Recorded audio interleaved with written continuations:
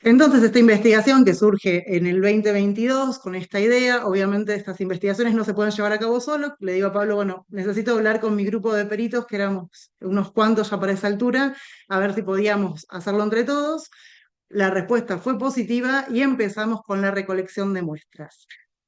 Bajo la dirección de Pablo, o sea, simplemente mi humilde lugar de intentar coordinar en Argentina toda la gestión, la dirección de Pablo y la parte metodológica de Arnold Tafur. Hoy nos reunimos acá y este webinar de Café Forense es para poder no solo dar el cierre a esta investigación en la cual vamos a estar hablando, sino también para que ustedes puedan entender y ver a partir de lo que también nos va a compartir Arnold, lo que hace o lo que hizo a la parte metodológica, que es la parte más a veces difícil de entender que hay detrás, y cuál es la correlación entre las tres técnicas. Como les decía, Pablo Santamaría es director del Departamento de Investigación de Jorefete Ediciones, de I+D, siempre me equivoco con las siglas, doctor y profesor en la Universidad Complutense, autor de diferentes técnicas, entre ellos el MMPI2, MMPI2RF, PI, SIT, bueno, DIF2, CUPAD, muchísimas más. Arnold es magíster en metodología de las ciencias del comportamiento y de la salud de la Universidad de, ay, un segundo que tengo acá, la Universidad Complutense también de Madrid, y trabaja en Jogrefete Ediciones hace unos ya 2 años en el departamento de investigación. Así que bueno, tendría muchísimo más para presentarlos y para hablar acerca de ellos, pero sería robar tiempo, algo que pueden googlear y que van a encontrar mucho mejor y más detallado de lo que yo podría llegar a decir. Son dos personas inmensas, como personas de calidad humana, como profesionales y bueno, con todo lo que tienen en su saber. Así que paso primero la palabra a Pablo que dé su introducción y desde su marco profesional. Pues muchas gracias, Cecilia. No sé si se escucha bien. ¿Se escucha bien por ahí? Pues a ver, pues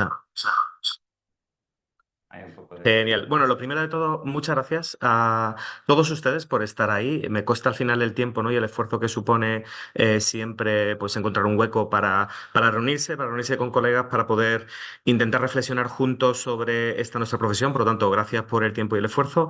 Y no puedo evitar empezar dando las gracias a Cecilia y a todo el equipo que habéis hecho posible esto. O sea, yo creo que al final todo el trabajo, el inmenso trabajo, ¿no? que ha estado haciendo y la pasión que ha puesto es lo que hace que finalmente ahora pueda estar disponible pues esta baremación, ¿no? del CID en Argentina y al final eso surge por un compromiso y por unas ganas de trabajar de todo el equipo, ¿no? De todo el equipo que ha estado coordinando Cecilia. Por lo tanto, a pesar de de su humildad, ¿no? que la caracteriza y la pasión y la energía, pues esto ha sido posible gracias a esa inquietud. Y ojalá haya muchas más inquietudes para poder seguir creando más pruebas, disponiendo de más datos para Argentina de distintas pruebas. Yo quería empezar haciendo un pequeño, si me permiten, voy a compartir un segundo pantalla para hacer una pequeña reflexión sobre 3 puntos, digamos. Mi compañero Arnold sí, no sé si podría el anfitrión darme permisos para compartir.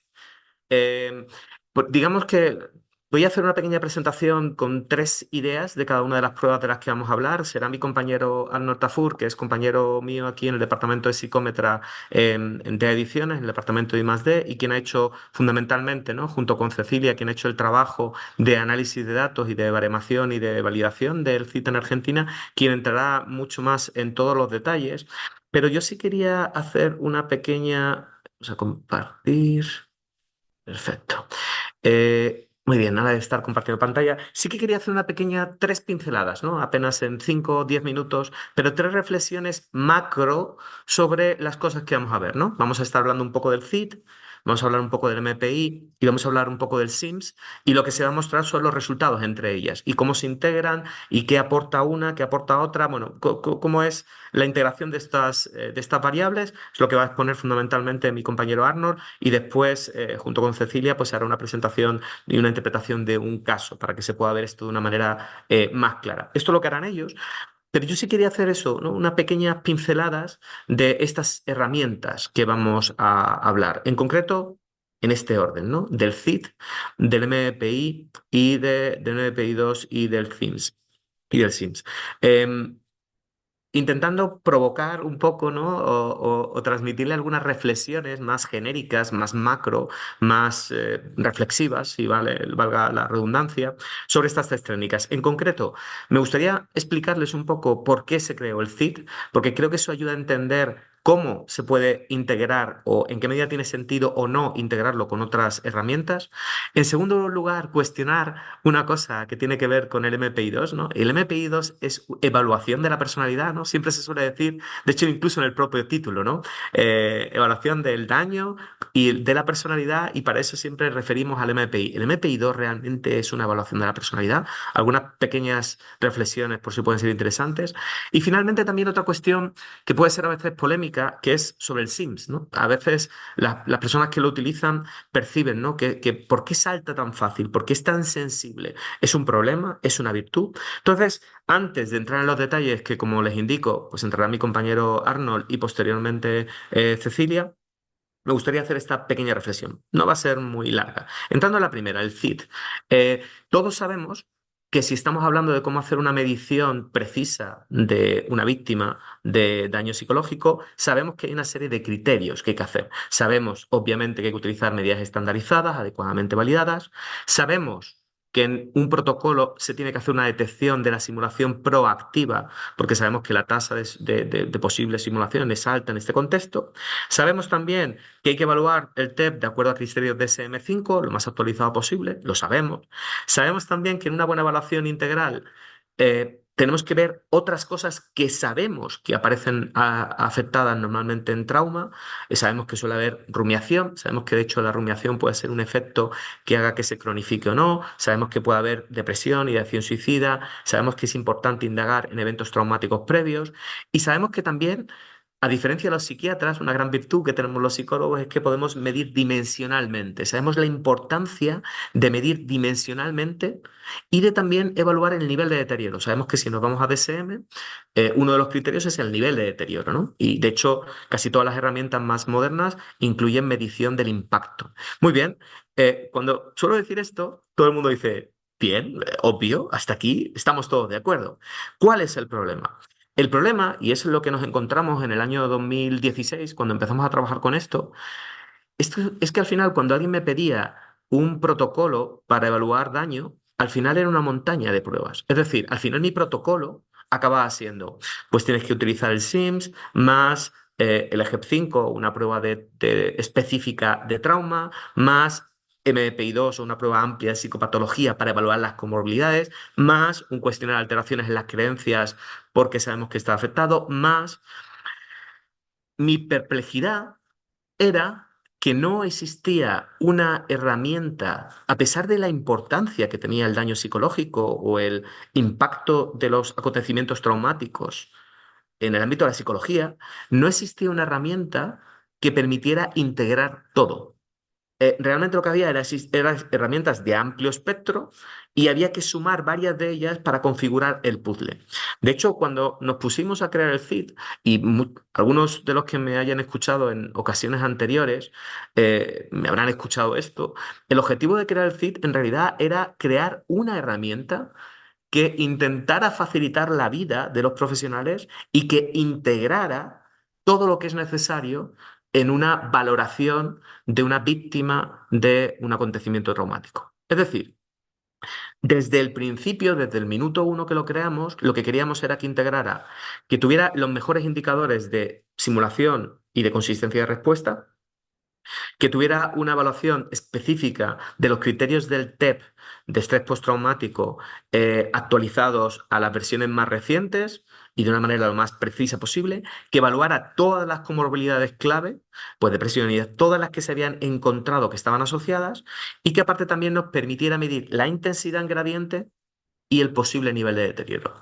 De tal manera que al final, ¿cuál es la conclusión, ¿no? De esta pequeña reflexión? Lo que hicimos con el CIT es intentar ofrecer un instrumento que estuviera estandarizado, adecuadamente validado y preciso y actualizado, ahora con baremos argentinos, que permitiera una buena detección de la distorsión negativa, que sabemos que es crítica en el trauma, y que además lo hiciera con una evaluación integral de todos los aspectos y que nos permitiera la evaluación de la intensidad de síntomas. En el fondo, la idea subyacente era ofrecer algo a los profesionales que permitiera, en vez de tener que hacer un protocolo tremendamente extenso y complejo, que por cierto puede causar unos ciertos problemas, ¿no? Porque cada test utiliza unos baremos y por lo tanto la referencia o la norma puede ser parcialmente diferente, pues la idea es que en un solo test estuviera incluido todo, hubiera un único baremo de referencia y digamos se optimizara, se hiciera más parsimoniosa y más,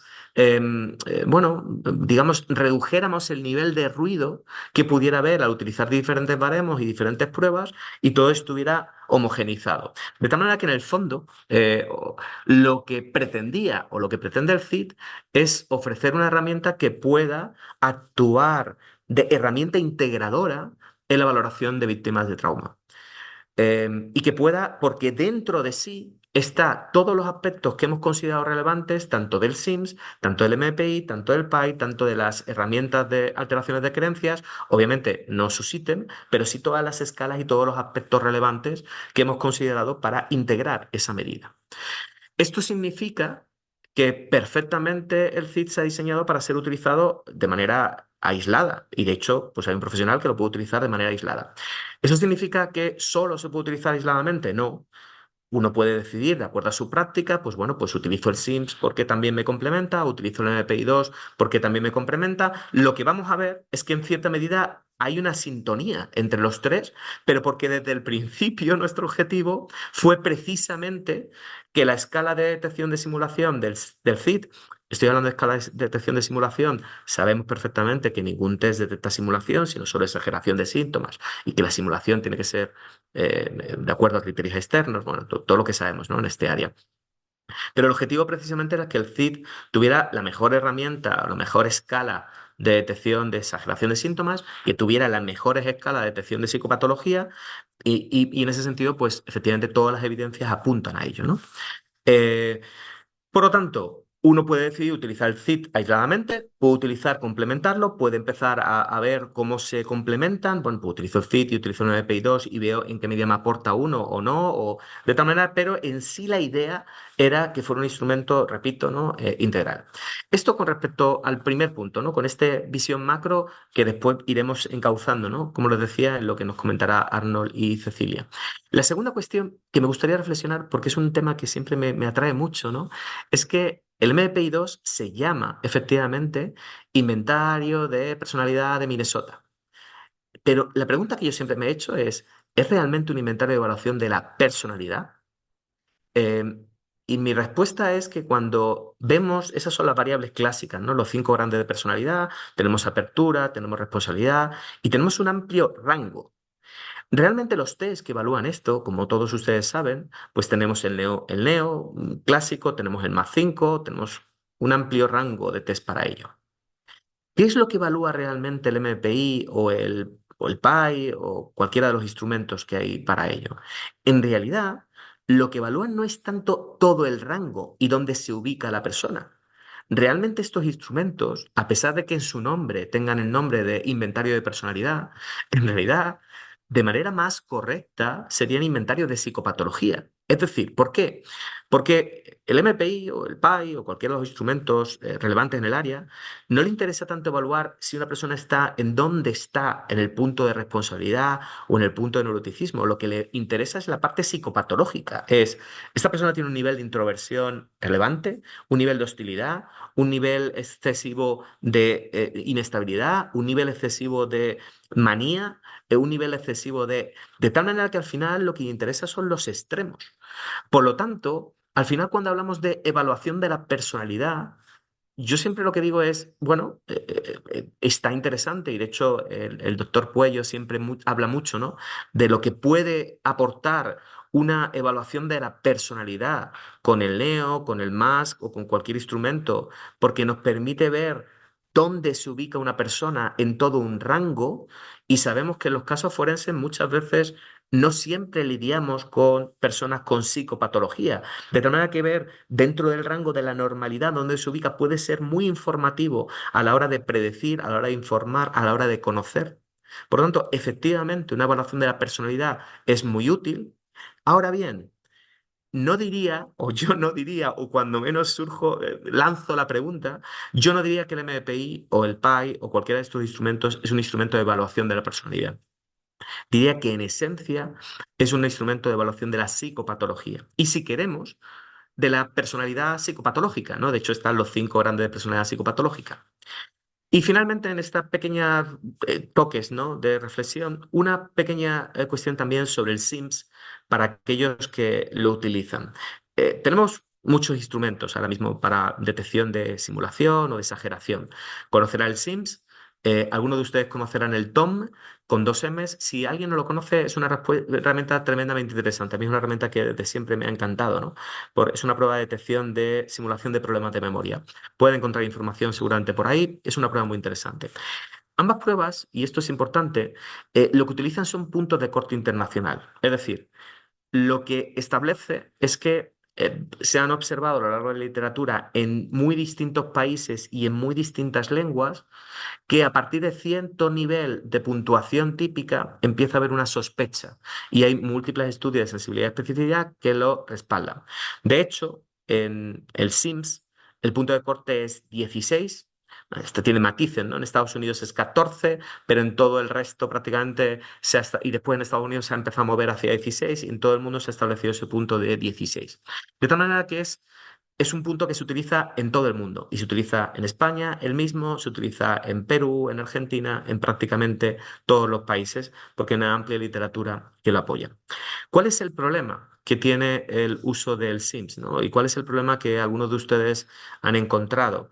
Que se considera, se considera que el SIMS una prueba diagnóstica cuando en verdad es una prueba de screening. Y ustedes me dirán, bueno, ¿y esto qué significa? Vamos a verlo con una gráfica que creo que puede ser informativa. Imagínense que tenemos de 0 a 75, ¿no? Que es el rango de puntuación del SIMS. Y vamos a suponer que las personas no simuladoras tienen esta distribución de puntuación, pues se encuentran más o menos en ese rango. Todos me siguen, ¿verdad? Hasta aquí. Muy bien. Ahora imaginemos que tenemos a los simuladores y lo que cabe esperar es que los simuladores tengan una puntuación más alta. Entonces tenemos la distribución de la curva de los simuladores que es mucho más alta. Perfecto. Como pueden ver, prácticamente una cosa interesante es que tanto el SIMS como el MPI como el CIT su capacidad de discriminar entre población clínica y simuladores es prácticamente la misma. Y las curvas se separan igual.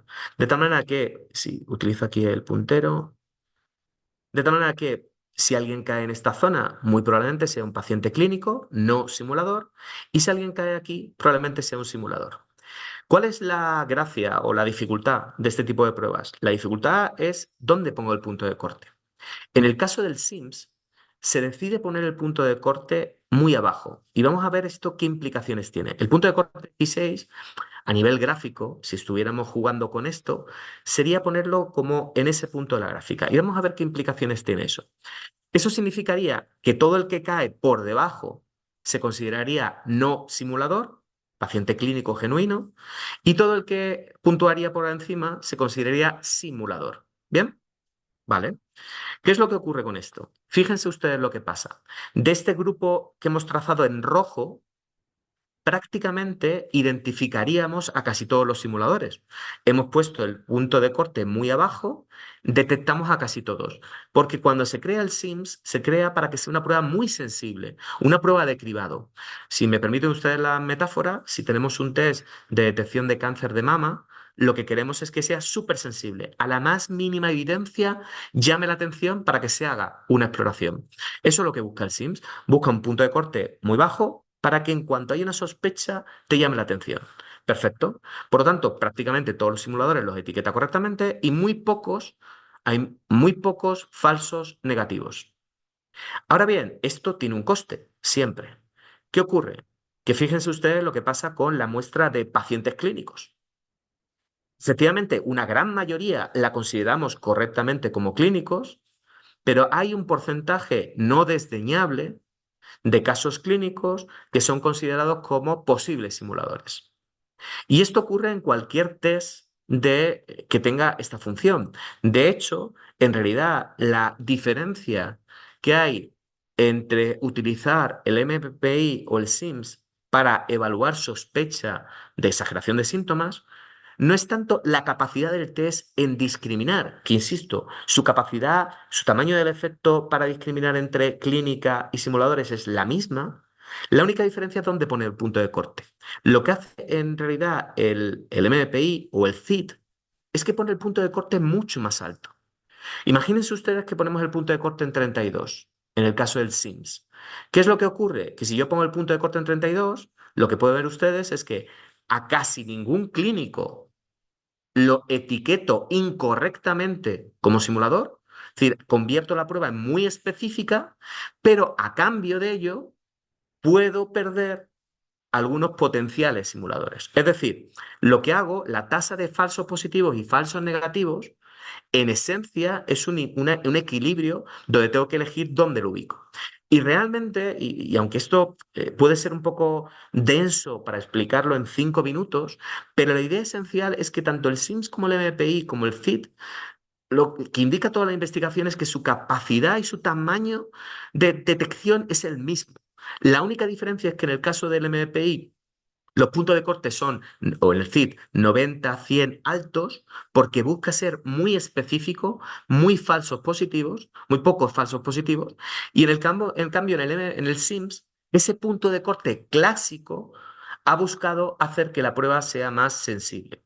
Pero ya la literatura lo que nos dice es que, de hecho, hay varias publicaciones que lo que nos dice es, oye, ¿y por qué no utilizamos el SIMS de manera gradual? ¿Y por qué lo que hacemos es, bueno, a partir de, está claro que si alguien tiene menos de 16, es con altísima probabilidad un caso clínico genuino y no hay sospecha. A partir de 16 existe una cierta sospecha y conforme vamos aumentando, nos vamos moviendo del punto de corte del SIMS sensible al punto de corte del MPI o del CIT, que es más específico. Y si cogemos un punto de corte de 32, muy probablemente estemos siendo muy específicos. Y digamos, la tasa de falsos positivos o de errores que podemos cometer al etiquetar a un paciente clínico como simulador sea muy baja. Esto ha podido ser un poco intenso, ¿no? Quizá para contarles aquí esta idea, pero sí que quería hacer estas pequeñas 3 reflexiones sobre, primero, por qué creamos el CIT y cómo el CIT tiene la aspiración de ser una prueba que les ayude y sea integral y pueda ser el eje en la evaluación de víctimas, de personas que han sufrido y que integre todo dentro de ella, a pesar de que ustedes pueden complementarlo con lo que sea oportuno a su caso, obviamente. Segundo, cómo yo cuestionaría cómo el MPI-2, más que una medida de evaluación de personalidad, es una medida de psicopatología. Y de hecho, si yo quisiera complementar el CID, pues a lo mejor lo complementaría más con un NEO, con un MASC, que por cierto se está adaptando también a Argentina, o con otra herramienta, más que quizá con otra patología, aunque esto bueno, es una cuestión que obviamente depende del profesional. Y en tercer lugar, esa concepción del SIMS, de por qué me salta. Bueno, me salta porque a partir de 16 es una herramienta de screening que a partir de 16 te dice, ojo, échale una ojeada. Y de hecho es una herramienta muy cortita, precisamente 10-15 minutos para que podamos aplicarla rápidamente y a partir de ahí podamos ver qué puede ocurrir. Todo esto en verdad aparece muy bien explicado, o bueno, intenta ser muy bien explicado dentro del manual del Sims y dentro de cada uno de los manuales, pero sí quería compartir con ustedes estas pequeñas reflexiones. Paso la palabra a mi compañero Arnold Tafur, psicómetra del departamento de I+D de TEA Ediciones, que seguramente será mucho más capaz que yo de explicarles, bueno, todo el trabajo que se ha hecho con el CID, el MPI-2 y el SIMS en Argentina y extraer algunas inferencias que quizás puedan ser útiles para su práctica. Un placer haberles visto por aquí. Cuídense.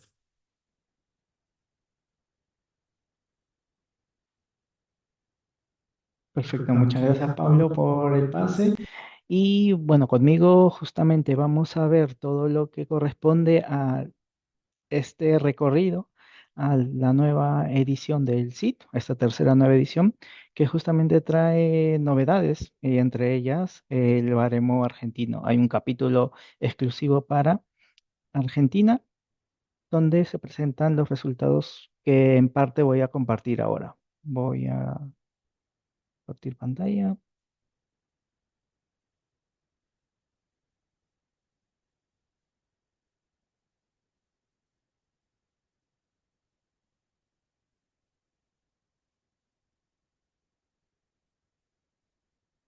Listo. Muy bien, entonces conmigo vamos a ver un pequeño vistazo de todo lo que se ha trabajado en el SIT. En este caso, un breve recorrido desde su publicación, desde la primera edición hasta esta tercera edición donde hay bastantes novedades. ¿Qué cambios hay en concreto para esta tercera edición? Específicamente el estudio de baremación y validación del SIT en Argentina y luego pasaremos a ver lo que son las relaciones con el SIMS y el MPI-2RF. En este caso hemos reestructurado las escalas que nos brinda el MPI-2 para tener una manera más sencilla, más fácil de poder explicar las relaciones entre las distintas pruebas, entre las escalas que miden estas pruebas y que justamente vamos a comentar brevemente ahora. Presentaremos ahí un caso que Cecilia va a explicar, un poco para ejemplificar cómo el uso del SIT viene a tener un apoyo en la distorsión o simulación de síntomas y con la parte más clínica psicopatológica del MPI-2. Y finalmente daremos un resumen de lo que se ha trabajado hasta ahora. Bien, el SIT desde su publicación en la primera edición hasta ahora ha sido ampliamente utilizada en la parte profesional y en la parte de investigación. En este sentido, se ha convertido en un instrumento de referencia para lo que es la evaluación integral del TEP, justamente combinando no solamente síntomas o evaluación de síntomas de TEP, sino también aspectos relacionados como puede ser las alteraciones en las creencias o tener una escala propia para lo que es la distorsión negativa. Su uso se ha extendido a diferentes países de Latinoamérica. De hecho, hay bastantes aplicaciones en Argentina, en Bolivia, en Chile, en Colombia, en distintos países de Latinoamérica, y que eso ha permitido a su difusión, su uso y a la publicación concreta de baremos para algunos de estos países.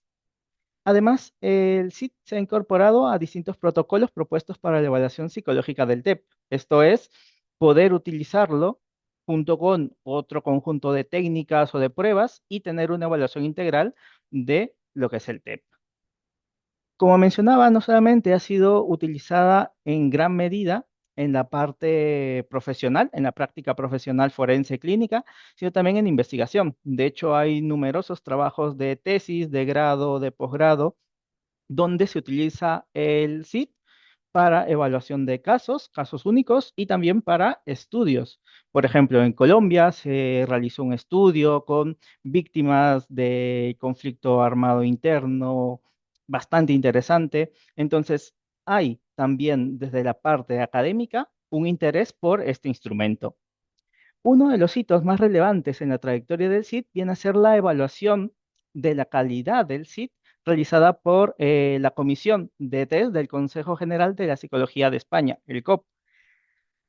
La valoración fue muy favorable. Prácticamente todos los indicadores se encuentran en un rango de bueno y excelente, lo cual constituye una garantía adicional de rigor y calidad.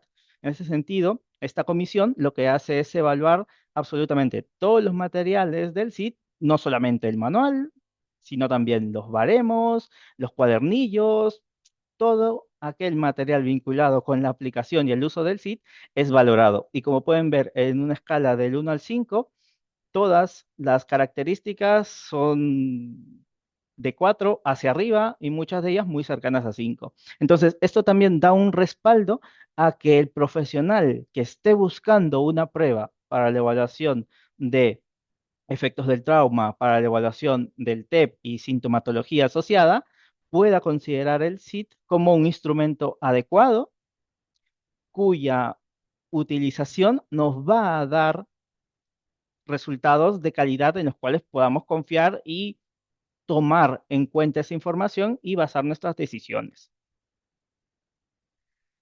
Como mencionaba, en este año hemos logrado publicar la tercera edición del SIT.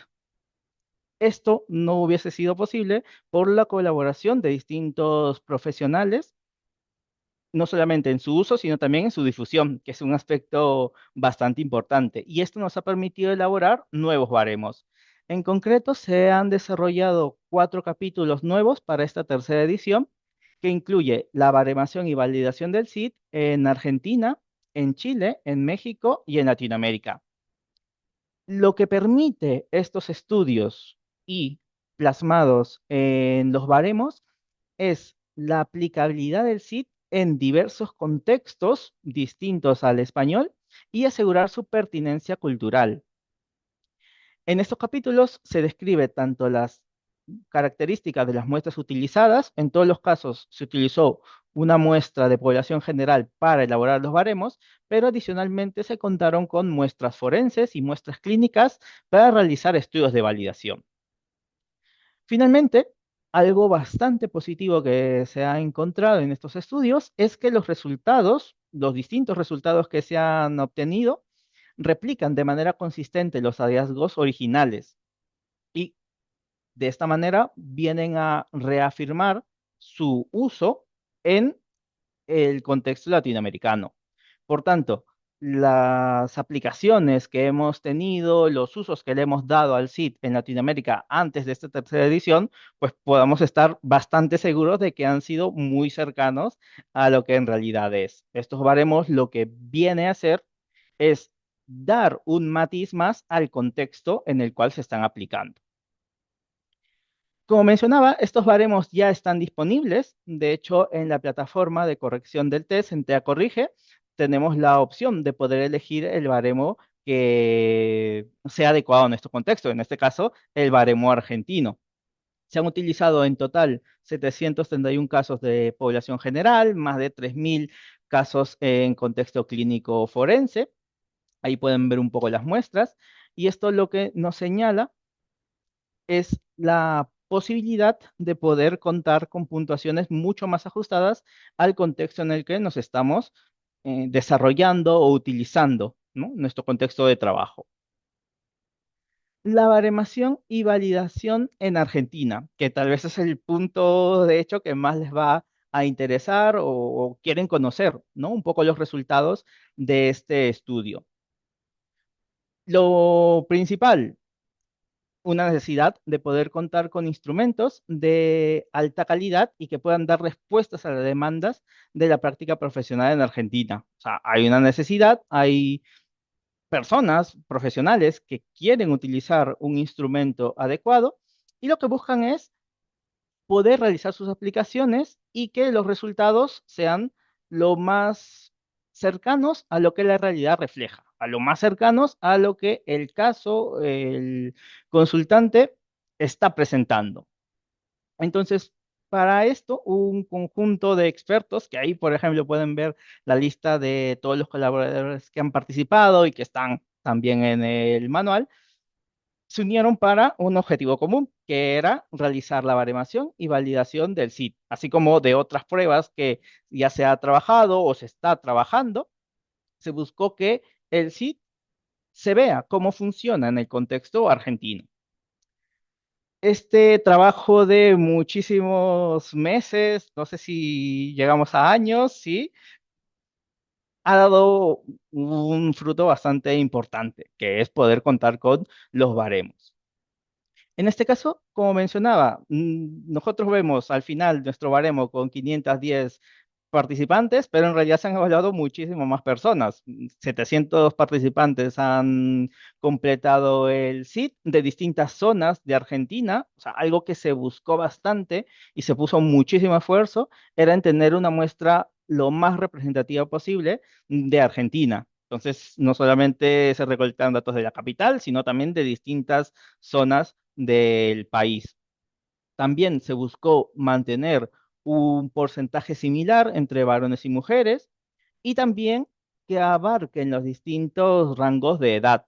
Entonces, las aplicaciones van desde los 18 hasta los 85 años. Por tanto, se ha buscado ello, ¿no? Que abarque jóvenes, adultos, adultos mayores, vamos, tal como se trabajó también en el estudio original de España.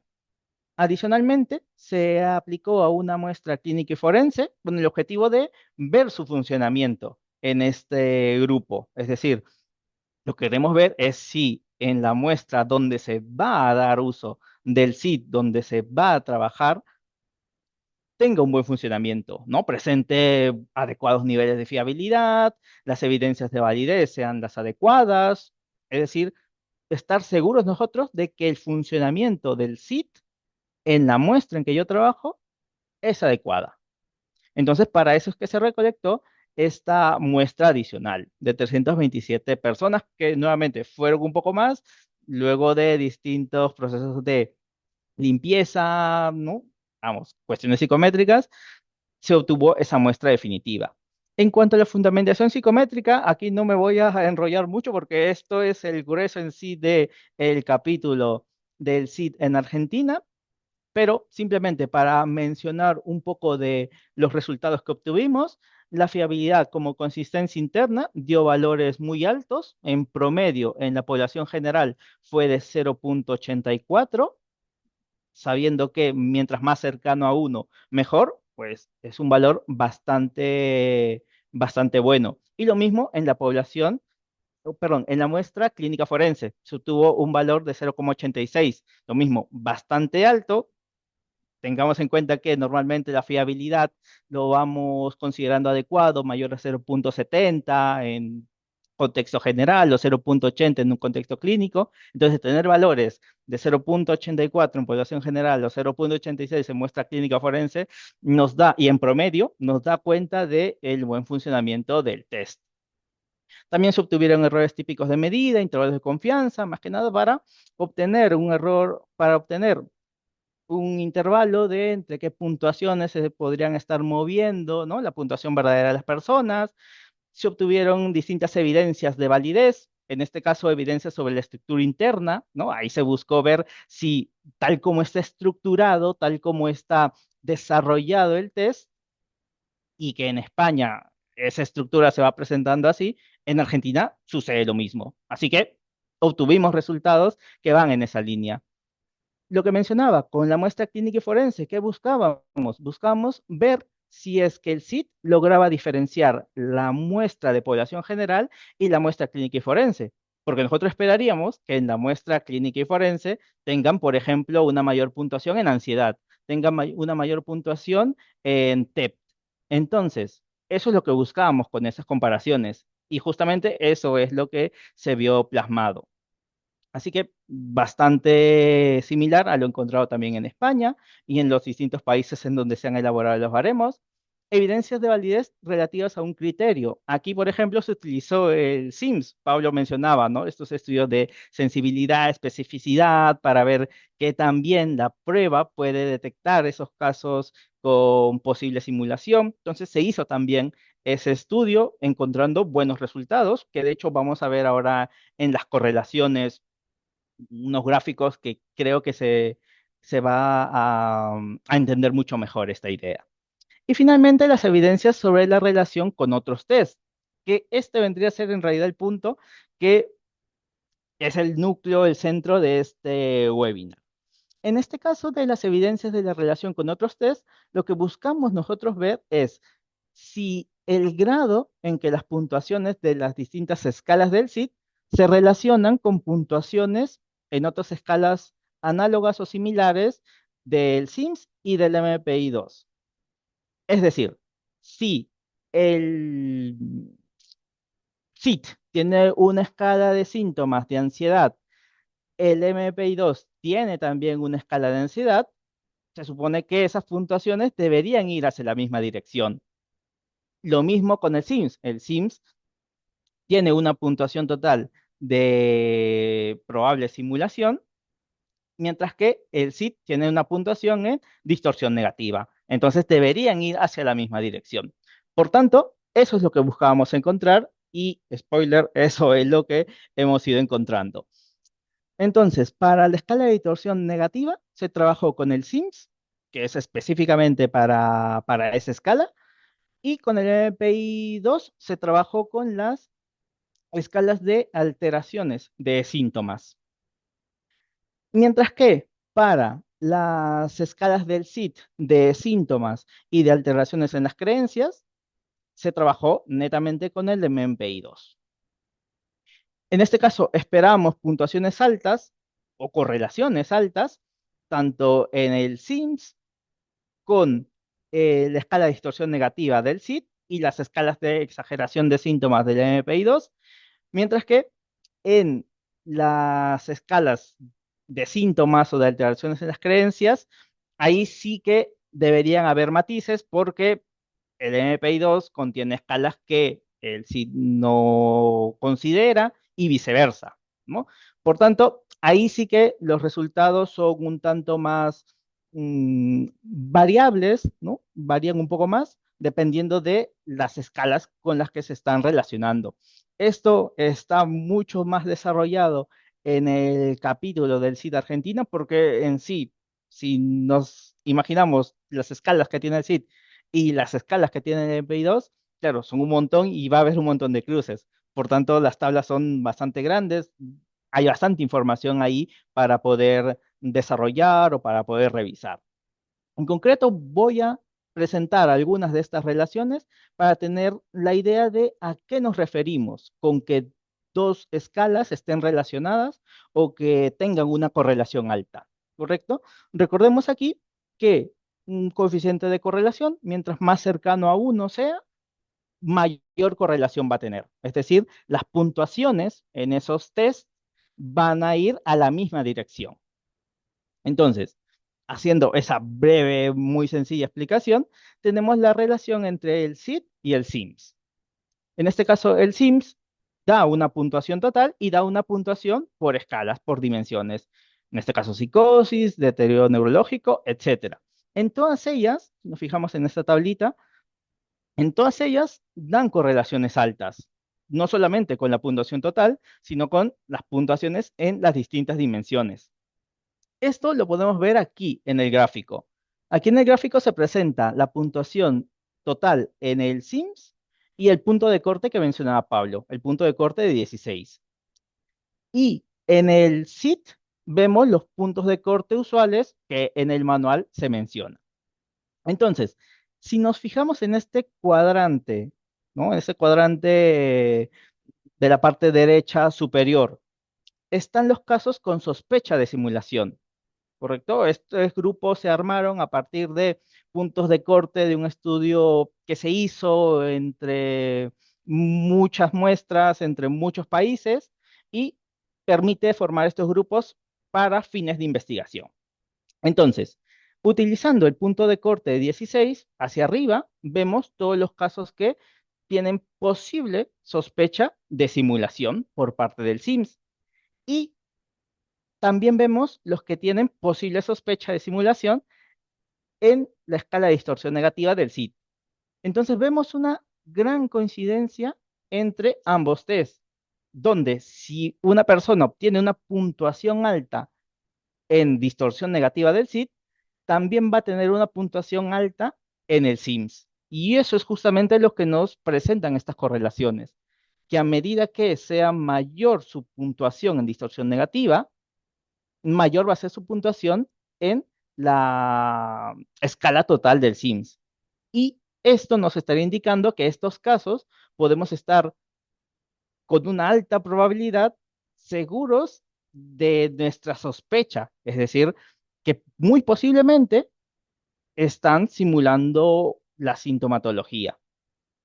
Entonces, vemos que los puntos de corte que se utilizan en el SIT, a medida que se utiliza el punto de corte más alto, es decir, donde vamos a tener una mayor probabilidad de que ese caso verdaderamente esté presentando una simulación, el punto de corte menor, ¿no? Donde la sospecha pues, no sería tan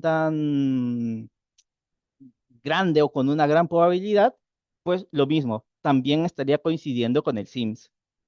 Entonces, viene a ser esta escala de distorsión negativa bastante sensible para los casos que estaríamos considerando como con sospecha de simulación.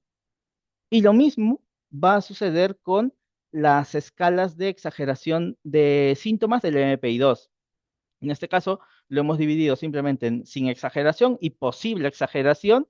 Aquí, en los puntos de corte del MPI-2 no se han considerado los casos inválidos, ¿no? O los casos que tenemos una mayor sospecha, debido a que, como este fue un estudio para analizar las propiedades psicométricas, pues esos casos sí que se descartaron.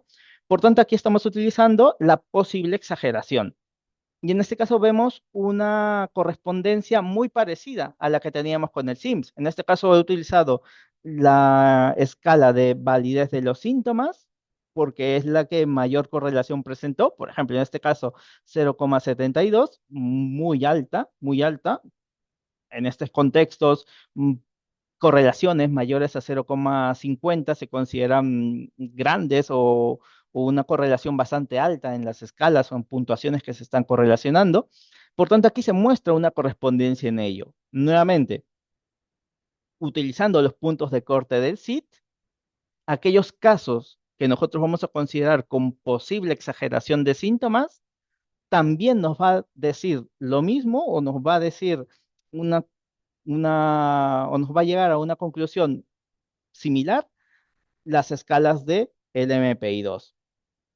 Y esto nuevamente se va presentando con las distintas escalas de exageración de síntomas. O sea, en cada una de ellas vemos correlaciones altas y nuevamente si nos fijamos en este cuadrante superior derecho, son los casos donde hay una posible exageración de síntomas y que estarían saltando con estos puntos de corte, tanto en el SID como en el MPI2. Entonces, en este caso, lo que vamos a encontrar es una correspondencia bastante alta en lo que nos va diciendo el SIT y en lo que nos va a ir diciendo el SIMS o las escalas de validez, las escalas de alteración de síntomas del MPI-2. Por tanto, un poco el propósito de tener en una sola prueba, como es el SIT, y que de alguna forma reemplace o pueda sustituir, ¿no? El tener un montón de pruebas, que Pablo ahí mencionaba, teníamos 5, 6, 7, 8 pruebas para abordar lo que era las, la sintomatología asociada a lo que son eventos traumáticos, pues en el SIT tenemos todo ese paquete completo, todo en uno. Ahora, respecto a las escalas de síntomas del SID, en este caso se aplicó el SID junto con el MPI-2. En este caso, como mencionaba, pues tenemos un montón de cruces, un montón de escalas. Aquí hemos presentado las escalas que van teniendo coincidencia en su propósito. Por ejemplo, tenemos en el SID la escala de desconexión social o en el MPI-2 la escala de desmoralización. Entonces, en cada uno de estos cruces vamos viendo correlaciones muy altas y vamos viendo que utilizando los puntos de corte en ambos test nos van coincidiendo los casos, es decir, nos van diciendo básicamente lo mismo. En ese sentido, con las distintas escalas de síntomas, vamos encontrando una alta coincidencia con respecto a las escalas clínicas del MPI-2. Y finalmente, para esta parte de correlaciones, tenemos las escalas de alteraciones en las creencias del SID. En este caso, también va en la misma línea que con la escala de síntomas. En este caso, por ejemplo, tenemos la escala en el SID de creencias negativas sobre el mundo y el futuro, y en el MPI-2, la escala de escasez de emociones positivas. Esperaríamos que, como son aspectos relacionados, eso se vea plasmado en los datos. Y efectivamente, eso es lo que vamos viendo. Por tanto, en todas estas correlaciones, en todos estos gráficos, lo que buscamos transmitir es esa alta coincidencia entre lo que nos va diciendo el SID y entre lo que nos va diciendo el MPI-2. En este caso, no solamente en las escalas de síntomas o de creencias, de alteraciones en las creencias, sino también en la escala de distorsión negativa. Por tanto, se van complementando bastante bien, van llegando en las escalas que están coincidiendo, se va llegando similares, y por tanto es una información que nosotros vamos a poder utilizar en nuestros pacientes, en nuestra práctica profesional. Así que esto es parte de lo que hemos ido trabajando en el estudio con datos argentinos, en el estudio de baremación y validación argentino. Y ahora, para verlo de una manera un tanto más puntual y mucho más práctico, voy a dar pase a Cecilia, que nos va a mostrar un caso clínico forense y nos va a ejemplificar esto que vamos viendo, ya aterrizándolo, ¿no? A la parte práctica. Entonces, Cecilia, ahí te doy el pase.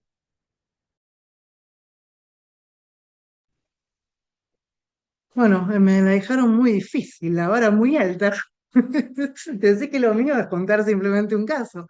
Qué interesante la parte de metodología, porque sinceramente siempre les digo lo mismo. Yo he presentado mucho esta investigación en congresos y siempre les digo que me faltan ellos porque sería imposible para mí contar todo esto, que es un gran trabajo y que, a ver, yo se los voy a poder transmitir desde el otro lugar, que es el lugar de la aplicación, del lugar que nos toca a nosotros, como en mi caso como psicóloga forense, cuando tenemos frente a una situación que poder evaluar y dar cuenta de una posible simulación, de un posible trastorno de estrés postraumático, daño psíquico.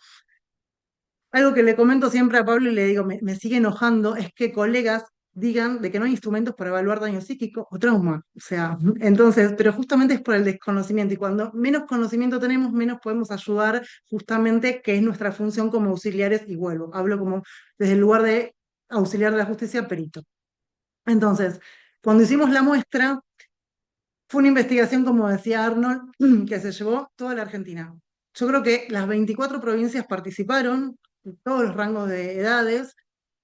Necesitábamos la población general por sobre todo y después el grupo forense. Dentro de lo que es el grupo forense, fueron casos reales.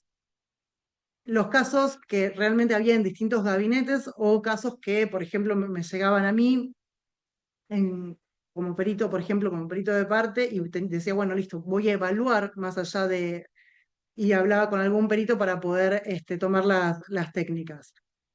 Todo esto, como saben ustedes, bajo también lo que es el consentimiento, bajo lo que tiene que ver con las técnicas que se pueden utilizar o no, y con también el resguardo, que también les he hablado mucho acá a ellos, de todo lo que no está validado parecería que no se puede utilizar. Entonces, teniendo la fundamentación de que cuando usamos una batería psicodiagnóstica, nosotros no vamos a estar utilizando solamente un SIT o un SIMS, sino que lo vamos a utilizar, y por eso fue con el MMPI-2, porque con el MMPI-2 teníamos ya los baremos argentinos, con lo cual podíamos después demostrar que las correlaciones daban cuenta de que en una batería, con lo que hoy tenemos, que son las respuestas del SIT y la correlación con el SIMS, tranquilamente se podía utilizar. Entonces, dentro de estos casos, es un caso de una mujer de 29 años, es un caso que frente a una denuncia, hoy en día se habla un poco más, pero siempre se ha hablado acerca de lo que serían las falsas denuncias y las denuncias por abuso sexual que se realizan o por maltrato, sobre todo por lo que tiene que ver con violencia contra la pareja. En este caso, la persona de 29 años daba cuenta acerca de una situación de abuso que había tenido. No sé si ustedes, o mejor dicho, para quienes no conozcan, son dos técnicas diferentes. Se tomó el MPI-2, el SIT y el SIMS. El SIMS es una prueba de screening, verdadero o falso, un cuestionario de 75 preguntas. El SIT, a diferencia, empieza con una breve encuesta, o sea, hay preguntas que son 10 preguntas que se realizan a la persona en función a situaciones esperables que pueden haber ocurrido en su vida, situaciones traumáticas, estresantes, y la persona tiene que tildar si ha pasado alguna de esas, de haber sido así, qué puntuación le daría a esa, qué puntuación de gravedad le daría a ese hecho que ha ocurrido, qué impacto ha tenido en su vida y que describa brevemente. Y después, en base a esa respuesta, tiene que completar el cuestionario, que es en forma Likert de 1 al 5. Entonces, a ver, es la de gran diferencia cuando se contesta verdadero o falso a poder esto que tiene un cuestionario previo, en base a eso, el propio cuestionario. Entonces acá, vos tenés, Arnold, la siguiente. Entonces acá la idea es poder mostrarles, en base a estas respuestas, no todo el perfil de resultados, cuando ustedes realizan la aplicación, lo que van a obtener es un perfil de resultados. Acá hay recortes en función a lo que les quiero mostrar y quiero ejemplificar lo que Arnold estuvo comentando sobre la validación y sobre algunas escalas clínicas. ¿Cómo correlaciona, por ejemplo, el SIT con el MPI-2 y con el SIMS?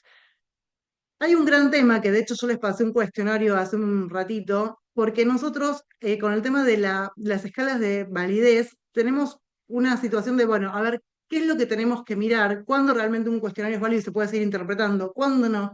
Y acá en el SIT es algo sumamente específico que va a ser a la simulación lo que es la distorsión negativa.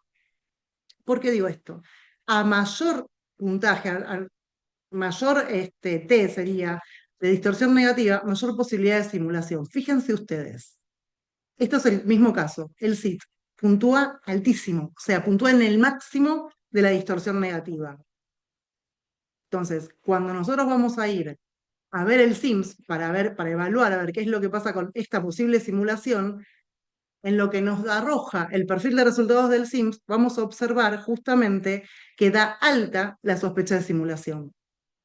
Y cuando hacemos una correlación con el MBPI-2, lo que vamos a encontrar es determinadas escalas en las cuales está marcada la alta puntuación que daría, por ejemplo, en la psicopatología, en determinada psicopatología, en el sesgo de respuestas, en determinadas, a ver, serían determinadas respuestas que serían no esperables para. Por eso, las tres pruebas que fueron administradas en función a lo que hace a la misma escala. No sé si fue clara, ¿no? Pero bueno, esto es a modo de que ustedes puedan entender todo lo que, bueno, en principio habló Pablo con todo el marco y todo lo que nos contó acerca del SIMS, toda la parte metodológica que hizo Arnold y el por qué, a dónde queríamos llegar, el por qué el tomar las tres técnicas, que si bien correlacionan y tomar una no implica tomar esa y no las otras, de hecho trabajamos con batería psicodiagnóstica, sí poder pensar en si tomamos un SIT y necesitamos sí o sí un MPI-2, que como dice Pablo, evalúa más psicopatología que personalidad, o podemos ir con un NeoPIP tranquilamente para buscar otra información. Entonces, bueno, esto era en mi parte de ejemplo de caso, uno de los tantos. Y después, con respecto a la parte de clínicas, de escalas clínicas, vamos a tener la comparación del SIT y el MMPI-2, en el cual también vamos a poder observar, por ejemplo, en el SIT las escalas somáticas van a correlacionar tan altas como en el MMPI-2, lo que hace a la depresión y dentro de la depresión las subescalas clínicas que vamos a poder encontrar. ¿Dónde está puntuando alto? Después, con respecto a la introversión social, muy chiquita la pantalla, la introversión social y la sociabilidad. Entonces, cuando nosotros vamos a estar observando escalas en un determinado perfil de resultados, lo que vamos a tener que ver es qué nos informa el otro test. ¿Cómo puntúa la escala en el otro test en función a lo mismo que estamos buscando respuesta? Hay simulación, las escalas clínicas están puntuando altas en uno. También puntúan alto en la escala que sería la correlativa al mismo test. Bueno, nosotros en este caso encontramos estas correlaciones tanto en las escalas de validez como en las escalas clínicas. Después también, como dijo Arnold, hay un montón de escalas más y de información que son para analizarlas para cada una de las técnicas.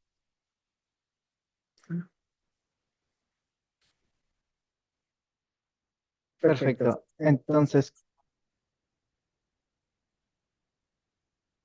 creo que con este caso ha quedado bastante bien ejemplificado lo que estaba comentando respecto a la relación y la correspondencia que se dan en estas tres pruebas que hemos trabajado. Simplemente por dar unos comentarios finales para dar por finalizada la presentación, pues mencionar algunos aspectos que se han ido viendo, ¿no? En este estudio, y no solamente en el estudio, sino en sí, en este proceso de trabajo de tercera edición del sitio. Vemos que la prueba tiene una alta sensibilidad y especificidad, es decir, permite detectar con bastante precisión la presencia y severidad de síntomas postraumáticos y la sintomatología asociada. Viene a ser muy útil para la evaluación clínica, para la evaluación forense, para el profesional, para la práctica profesional, y que va a permitirnos un seguimiento de la evolución de síntomas antes, durante, después de una intervención o durante el proceso de evaluación. Asimismo, el SID nos va a apoyar en la toma de decisiones terapéuticas al permitirnos identificar aquellas sintomatologías donde se ha obtenido puntuaciones más altas, donde casos donde hay una alta probabilidad de desarrollar TEP o específicamente delimitar cuál es el perfil de esa persona para desarrollar una intervención mucho más eficaz, mucho más personalizada. Este trabajo de la tercera edición nos ha permitido desarrollar baremos y estudios de validación en Latinoamérica, logrando con ello una interpretación de las puntuaciones mucho más ajustada a los contextos de uso, que dicho sea de paso, no lo mencioné en su momento, pero este es un buen punto para indicarlo, que parte de los análisis que se realizan al momento de trabajar un nuevo baremo es poder compararlo con el baremo ya existente, en este caso con el baremo de España que se ha estado utilizando pues en distintos países hasta la fecha. Entonces, lo que se ha observado en concreto con este nuevo baremo de Argentina es que las diferencias son pequeñas.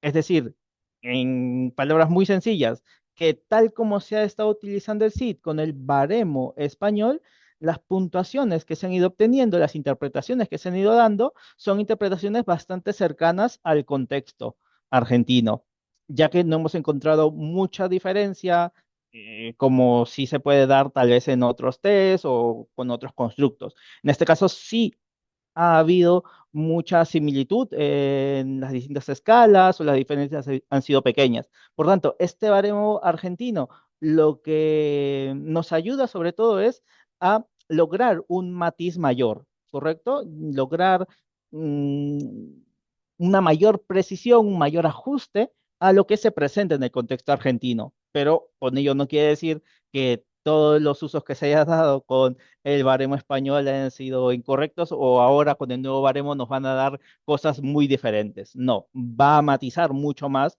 y va a mejorar la calidad de el uso del CID en Argentina. Finalmente, pues viene a ser un complemento junto con distintas técnicas, lo mencionaba Cecilia también, el hecho de poder utilizar el SID dentro de un conjunto, dentro de una batería de pruebas, dependiendo del caso, poder utilizar otras pruebas, ya sea de personalidad, de psicopatología, y poder complementar estas. Vamos, que al final ese es el objetivo que nosotros tenemos en la práctica profesional, obtener la mayor información posible para tomar las decisiones más adecuadas según cada caso que tengamos.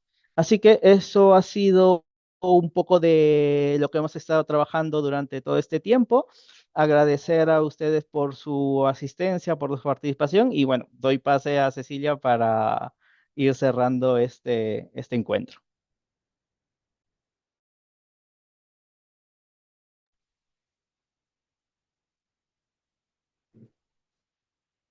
Bueno, yo creo que un lujo escucharlos a ellos, me quedaría escuchándolos, no toda la mañana, todos los días.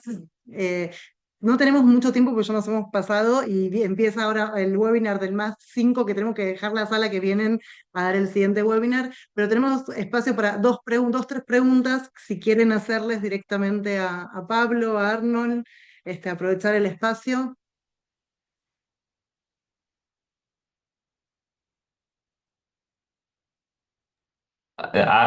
Yo tengo una pregunta respecto al Sims. Hay una serie de ítems que a mí siempre me generó duda, digamos, hablamos con Cecilia, que considero, digamos, que tal vez en el caso de Argentina no sé si andarían bien, digamos, como por ejemplo el ítem que tiene que ver con el país, que pregunta algo de, a ver, ya le pregunta, sí, este que digamos, por ejemplo, que la capital de Italia es Hungría y, por ejemplo, lo otro es que Barcelona es la capital de España, que en el caso de Argentina no son ciudades que sean conocidas para la población en general.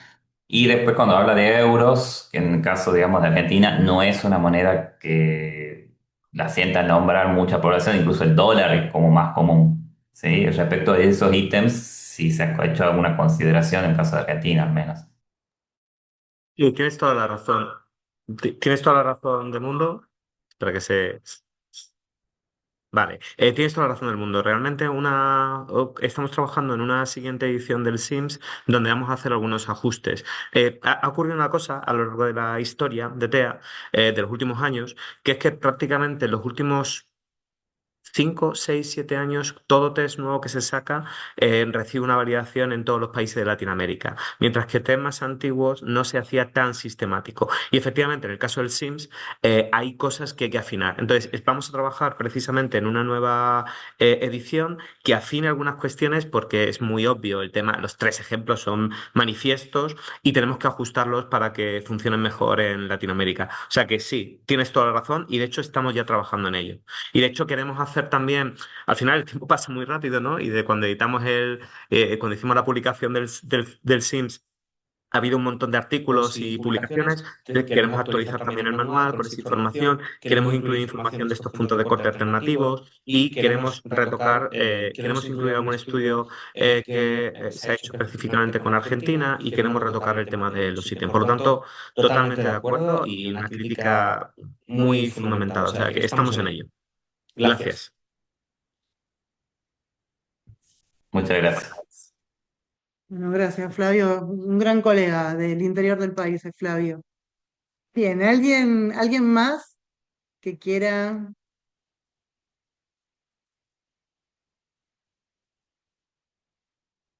Que se anime, me dejaron a todos mudos.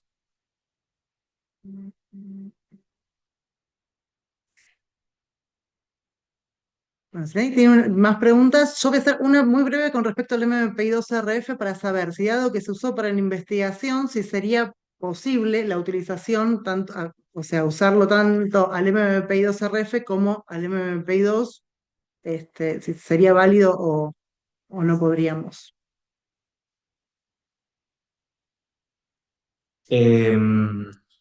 Digamos que el MPI2RF es un salto, bueno, aquellos que lo estáis utilizando, alguno de los que lo estáis utilizando, es un salto en la manera de enfocarlo. Los grandes partidarios que estáis trabajando con el MPI2, sabéis que tiene un enfoque en el cual pues trabajamos con esos códigos tipo, con esas elevaciones, y es verdad que cuando se salta el MPI2RF, pues claro, el instrumento cambia mucho, es mucho más corto, sí, efectivamente, pero lo que hace es que tus escalas ya no se elevan varias de ellas, sino que es mucho más discriminativo, ¿no? Vemos elevándose solamente una de las escalas. Entonces es verdad que para mí, digamos, es una herramienta extremadamente potente y me parece que para gente que se esté empezando, empezaría probablemente con el MP2RF o con el MP3, yo probablemente ahí lo que haría es, digamos, una de las cosas que estamos trabajando ahora, y de hecho estamos haciendo a la vez en España y en Argentina, es recoger datos del MP3, que el MP3 es un la nueva versión que se publicó en Estados Unidos en el año 2020. Nosotros llevamos trabajando en él desde el año 2022. De hecho, ya tenemos una versión con datos, tenemos los primeros datos argentinos y lo que diría es que probablemente va a ser una herramienta, probablemente la herramienta que yo recomendaré, esa junto con el Pi, la que recomendaría, ¿no? Y dar el salto al MPI3, que en esencia es un poco seguir lo mismo que en MPI2RF, es decir, esa estructura, una versión más sintética, mucho más a escalas mucho más discriminativas. Es una prueba, a mi juicio, mucho más fácil de interpretar, mucho más psicométricamente mucho más solvente. Pero bueno, no me voy a alargar aquí. Haremos un evento, ¿no? Cuando Dios quiera, ¿no? En un año o en un año y medio podamos publicarlo. Depende, estamos en fase de validación ahora.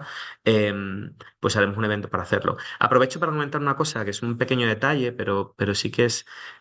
Justo tuve una reunión hace poco con un equipo de Argentina y estuvimos hablando de una cosa muy rara que era el tema del PAI en Argentina, que es decir, el PAI en Argentina estuvimos haciendo un trabajo muy importante eh, con gente de la UBA, con Alejandro Castro Solano, con todo ese equipo, y hicimos un trabajo muy sólido y por algún motivo desconocido, y he estado indagando en ello y no encuentro más que desinformación, ¿no? En algún momento alguien dijo, no sé si con algún interés, eh, por algún motivo, ¿no?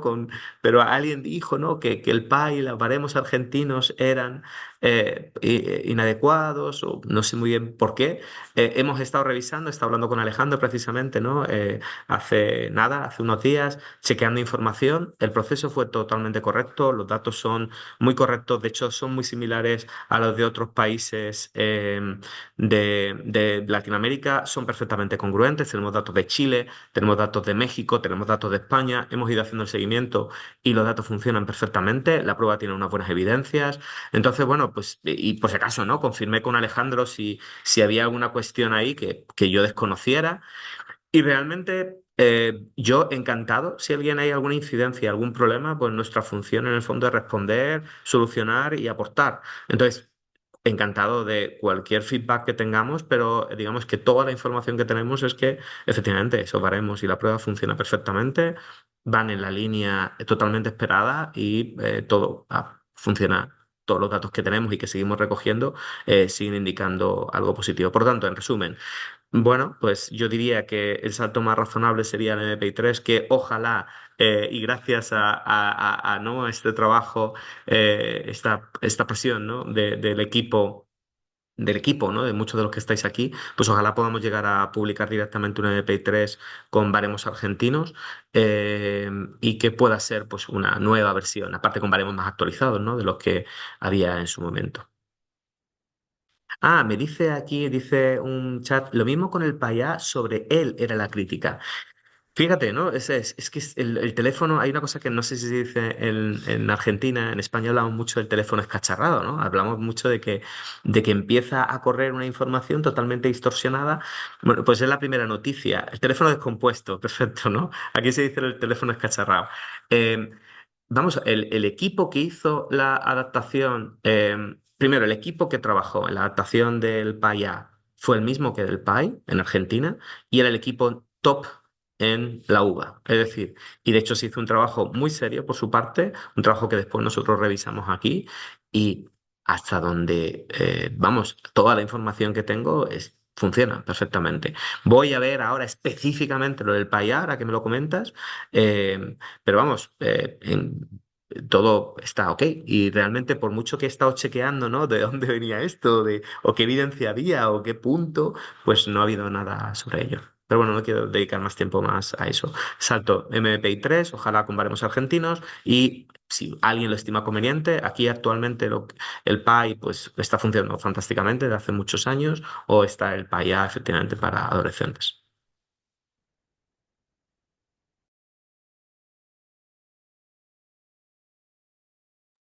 Está muteada, Ceci.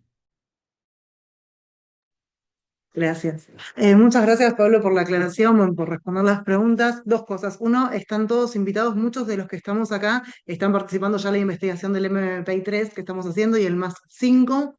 Así que quienes no y les interese, que es cecilia@universi, me mandan un mail y desde ya que encantada a sumar equipo y más gente, que cuanto más seamos, más muestra vamos a tener. Y por otro lado, esto que bueno, gracias Pablo por aclarar lo del PAI, había una de las colegas conectada que me estaba escribiendo hace un ratito que también me decía que se había dicho esto y que te agradecía la difusión, ahora no sé por qué, bueno, no salió ella a decirlo, pero bueno, nada, me parece que es información útil para quienes trabajamos con este tipo de herramientas y tenerlo de la fuente, ¿no? Nada menos. Millones de gracias a todos los que estuvieron, millones de gracias, porque aparte en la Argentina es súper difícil con este horario que compaginemos el trabajo, y millones de gracias a Pablo y a Arnold, que nada, yo los adoro, son genios. Bueno, hasta hasta aquí llegamos y nos encontramos en un próximo evento. Chau, chau. Hasta luego.